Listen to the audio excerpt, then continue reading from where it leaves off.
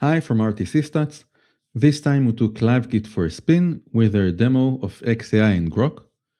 The nice thing here, or the interesting thing, is that I didn't put money in my xAI account, which turned out to be an interesting UI when Grok didn't want to reply back to what I told it. So let's look at it. Yes, so we have the connection overview. We see that we added some new experience scores, which are showing nicely. We have the observations again. We now have areas for the observations. Not sure if they're going to stay that way. And if we can jump to the connections, we will directly see that it's using LiveKit.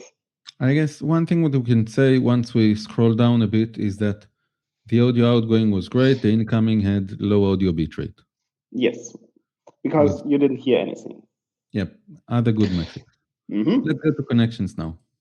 Yes. So we have two connections. One is basically the publisher role, the other is the subscriber role. And we see both of them are based on LiveKit. I think it's pretty unusual to split that into two connections. Yep. We see turn servers close to you are used, and the connection times are very, very low. Yep. I've never seen 0 milliseconds. Yes. Well, me neither. But they're usually below 10 milliseconds in Jerusalem to my home. So it's like, I see that with all LiveKit demos, by the way, because they're the only ones that have a machine in Israel. Yes. Okay. Small country. Yep. Let's go to the streams. Okay, let's look at the outgoing one first.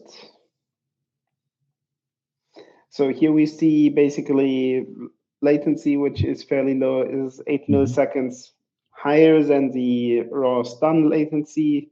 So there's something there already. Okay. If you go to bytes, you can see the usual pattern where the audio is encoded at a higher rate while you speak. We see a target bit rate of 50 kilobits per second, and it goes to 100 kilobits per second because it's stereo. And we see nothing being done when you're not speaking. Okay. So DTX is used here. So now let's move to the inbound stream.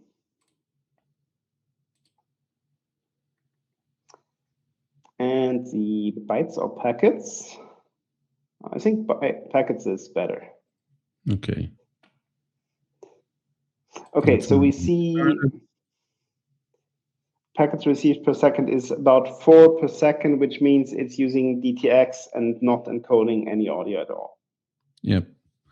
So essentially, it decided it has nothing to tell me and sent me DTX instead. Yes, but it let you speak. It didn't tell you you need to pay to have me talking. Yes, it's a demo, so it's fine. But I think one thing that we noticed or that we know about AI in general is that it is today running based on credits. When credits run out, there needs to be something done in the UI in order to alert the user or the developer that there is something there that he needs to go and replenish or pay or whatever it is it needs to do. Yes. Okay, let's look at the logs. Okay. And scroll to one of the munging. Scroll down a bit. Yes, these ones are interesting. They're just moves. Moves are not important.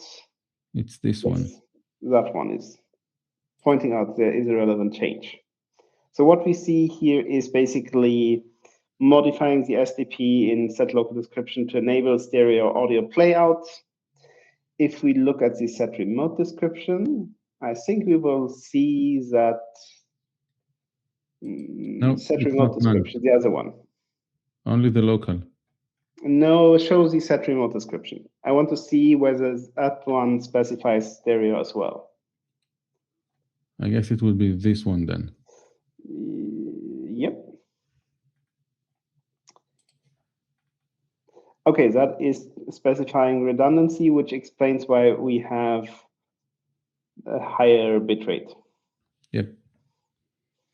Twice as much as the target bitrate. Okay, that's it for LiveKit's xAI demo. Yep. So there is stereo on the incoming and not the outgoing. Yes, that's a bit weird, but I've rarely seen anyone do local voice to the server with stereo. I think, again, outgoing audio to voice AI makes no sense to do in stereo. I haven't seen any advantage for that. On the incoming, that would depend on the use case.